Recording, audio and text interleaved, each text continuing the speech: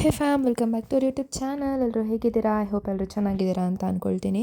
So ಇವತ್ತಿನ vlog ಏನಪ್ಪ ಅಂತಂದರೆ ಧರ್ಮಸ್ಥಳಕ್ಕೆ ಹೋಗ್ತಾ ಇದ್ದಾರೆ. ಸೊ ಇದರಲ್ಲಿ ನಾನಿರೋದಿಲ್ಲ, ನಿತಿನ್ ತೋರಿಸ್ತಾರೆ. ಅವ್ರು ಎಲ್ಲೆಲ್ಲಿ ಹೋದರು, ಹೇಗೆಲ್ಲ ಅಲ್ಲಿ ಎಂಜಾಯ್ ಮಾಡಿದ್ರು ಅಂತ ಹೇಳಿಬಿಟ್ಟು ತೋರಿಸ್ತಾರೆ. ಸೊ ನೋಡ್ಕೊಂಡು ಬನ್ನಿ ಹೇಗಿರುತ್ತೆ ಅಂದ್ಬಿಟ್ಟು.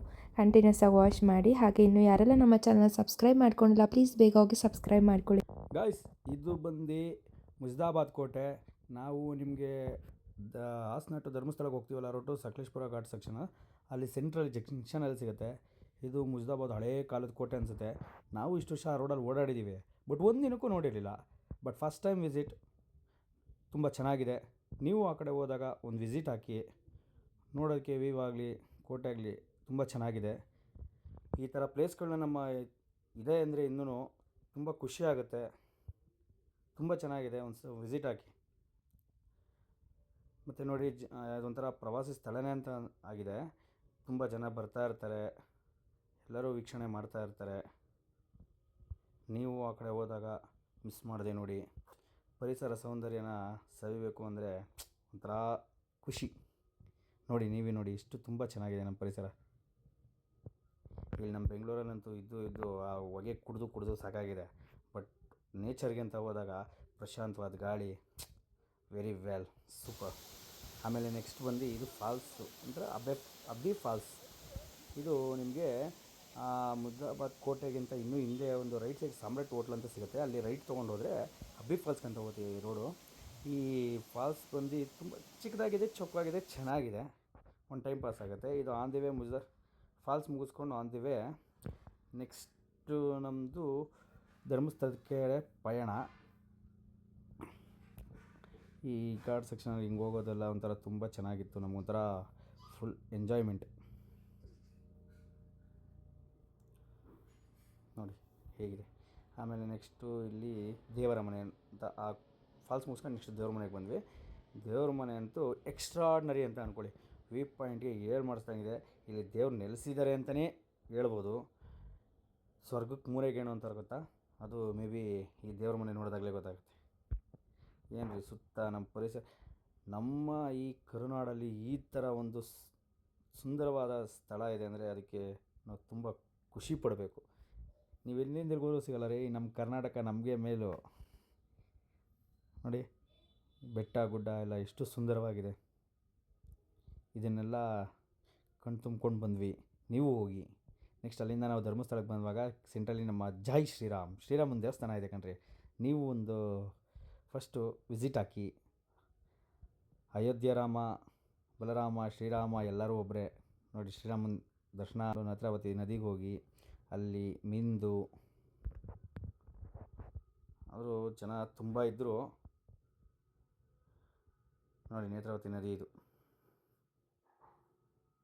ಇಲ್ಲಿಂದ ನೆಕ್ಸ್ಟ್ ನಾವು ಧರ್ಮಸ್ಥಳಕ್ಕೆ ಹೊರಟ್ವಿ. ಸ್ನಾನ ಮಾಡಿ ಫ್ರೆಶ್ ಅಪ್ ಆಗಿ ಫುಲ್ ಎಂಜಾಯ್, ಜಾಲಿ ಫುಲ್ ಖಾಲಿ. ಸ್ವಾಮಿ ಮಂಜುನಾಥನ ದರ್ಶನಕ್ಕೆ ಅಂತ ಹೊರಟಿದ್ದೀವಿ.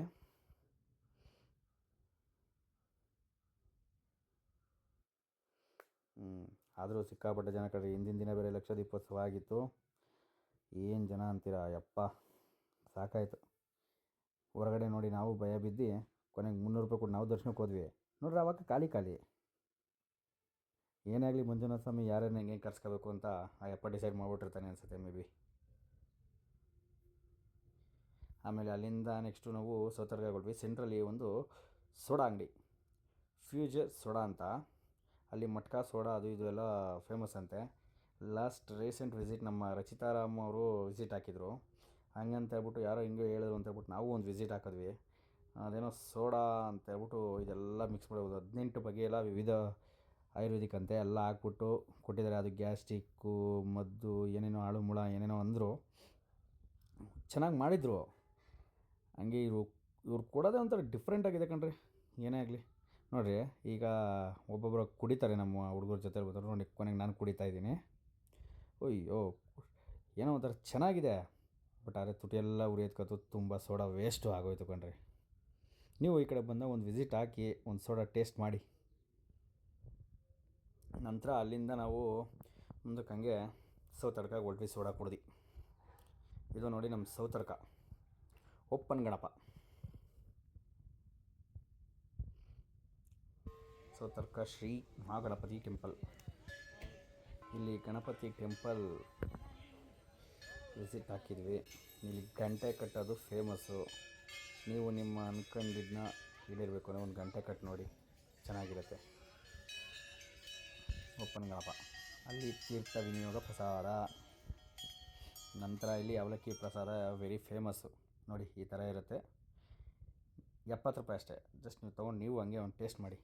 ನಾವು ಟೇಸ್ಟ್ ಮಾಡಿದ್ದೀವಿ, ನೀವು ಟೇಸ್ಟ್ ಮಾಡಿ, ತುಂಬ ಚೆನ್ನಾಗಿರುತ್ತೆ.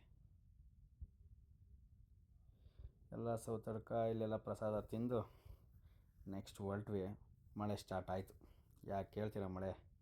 ಅಲ್ಲಿಂದ back to family in Bengaluru. Full jolly, ಮಳೆ ಫುಲ್ ಖಾಲಿ. ಹಂಗೆ ಮುಂಗಾರ ಮಳೆ ಒಂದು ಸಾಂಗ್ ಹಾಕೊಂಡು ಫುಲ್ ಎಂಜಾಯ್ಮೆಂಟ್ ಮಾಡ್ಕೊಂಡು ಬಂದ್ವಿ. ಅಲ್ಲಿಂದ ಕುಕ್ಕೆಗೆ ಹೋದ್ವಿ. ಕುಕ್ಕೆಯಲ್ಲಿ ಸ್ವಲ್ಪ ಲೈಟಾಗಿ ಕಮ್ಮಿ ಇತ್ತು ಮಳೆ. ಮತ್ತು ಅಲ್ಲಿಂದ ಬಿಸ್ಲೆಘಾಟ್ ರೂಟ್ ಹೊಟ್ವಿ. ಈ ಸಕಲೇಶ್ಪುರ ರೂಟ್ ಆದರೆ ಬರೀ ಲಾರಿ ಆಳು ಮೂಳ ಬರೀ ವೆಹಿಕಲ್ ಸೌಂಡ್ಗಳೇ ಇರುತ್ತೆ. ಬಿಸ್ಲೆಘಾಟಲ್ಲಾದರೆ ನೇಚರ್ನ ಸವಿಬೋದು ಅಂತ ಈ ರೋಡಲ್ಲಿ ಬಂದ್ವಿ. ರೋಡ್ ಚಿಕ್ಕದು, ಬಟ್ ಆದರೂ ರೋಡ್ ಇರೋದ್ರಲ್ಲಿ ಪರವಾಗಿಲ್ಲ, ತುಂಬ ಚೆನ್ನಾಗಿದೆ. ನೀವು ಯಾರು ನೇಚರ್ ಏನಾರ ಅನುಭವಿಸ್ಬೇಕು ಅಂದರೆ ಪ್ಲೇಸ್ಗಳನ್ನ ಬನ್ನಿ.